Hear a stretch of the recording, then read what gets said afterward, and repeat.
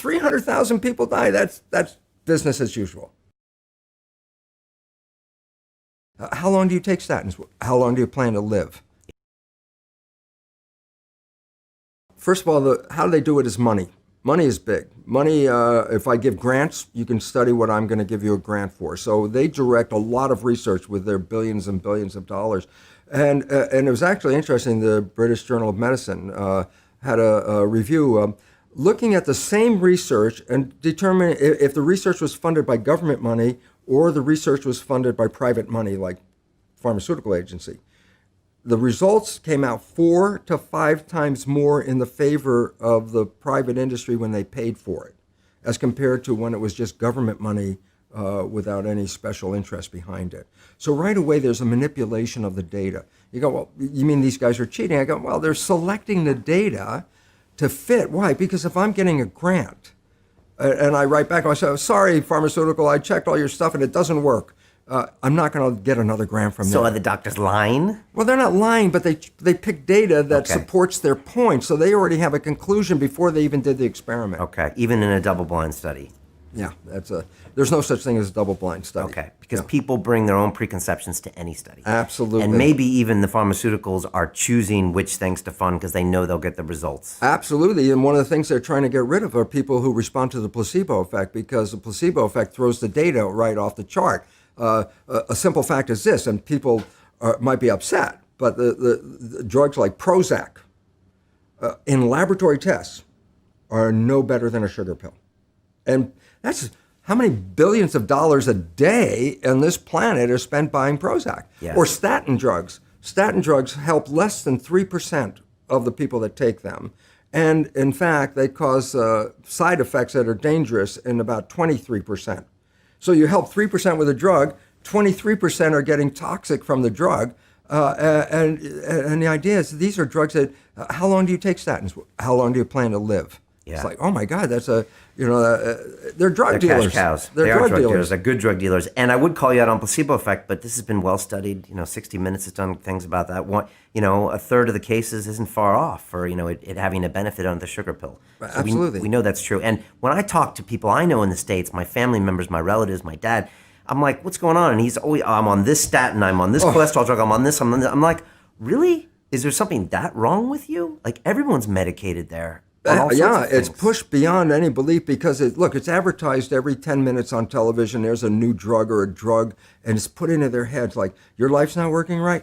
This drug, look at the happy people. See, they've taken the drug and how happy they are. And people buy that story, and drugs kill over 300,000 people a year. Pharmaceutical drugs kill about 300,000 people a year.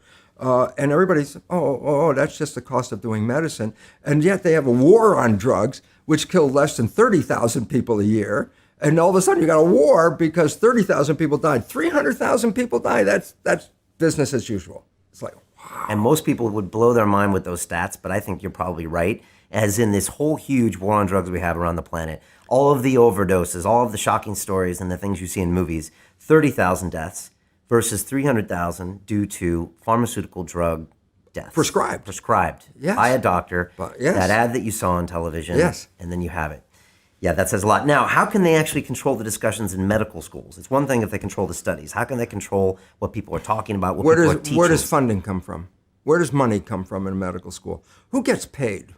Doctors get paid. They get paid to prescribe drugs. They have these young women, you pick, who are the drug reps? You look at them, you line them up, there's a few guys over there, but most of them are all these pretty young women. Why? They walk in a lab, give a smile, here's some samples, hand these out, and the next thing you know, then the doctor is prescribing their patients to those drugs. There's a story, there's even movies about that. Okay, that's a real story. The schools get money from pharmaceutical agencies, and research, I said, is big. Research is big. People don't understand, when I was teaching at the University of Wisconsin School of Medicine, I gave 6 lectures a year. And the government at that time and the people were like up in arms, just like, you pay these professors this much money, and some of them like Lipton only teach 6 classes in a year? And when the truth came out is, why? When I get a grant, the school gets an extra 56% of whatever the grant was back then. So if I got a $100,000 grant, The school was given $56,000 to have me have the grant. They called it overhead. And when they put the numbers together, the researchers were bringing in nearly half of the money to run a university. So all of a sudden they turn around and go, yeah, don't kick the cash cow. If it's 6 lectures, he's still bringing money and paying more than his salary and supporting the school. So research is a very big commodity at a university because it offsets their expenses. Okay, so it's a racket. It is a racket. And all these pristine, like these universities, you look up at these hollowed schools and these noble things, behind the scenes, Money. it's a lot of dirty money. Absolutely. Look, I mean, I was required to get a grant. That's what allowed me to be there. Well, I said, where do you get your money from? Well, you can get it from government, but government money is less and less every year. Private sources, Muscular Dystrophy Association, American Cancer Society, all these societies support, and pharmaceutical straight cash money, cash cow. Okay. How do we break this cycle? How do you fight these huge companies? Basically stop buying the product. And you say, but how can I stop buying the product? And the answer is, well, empower yourself because you're the one that controls all this. Any drug that affects you, you got to understand this. If I take a drug and it affects me, the reason why it affects me is because I have a natural equivalent of that drug in my own biology. You don't take a drug and it affects you and you have a receptor for that drug, like you are having this protein receptor for a drug you may never take. That would be silly. So if you have a receptor for a drug, then by definition, that receptor was already there because there's a natural drug. So in smoking pot, everyone, oh, no, there's a drug called tetrahydrocannabinol. And guess what? You have receptors for it because you make your own. So the idea is this.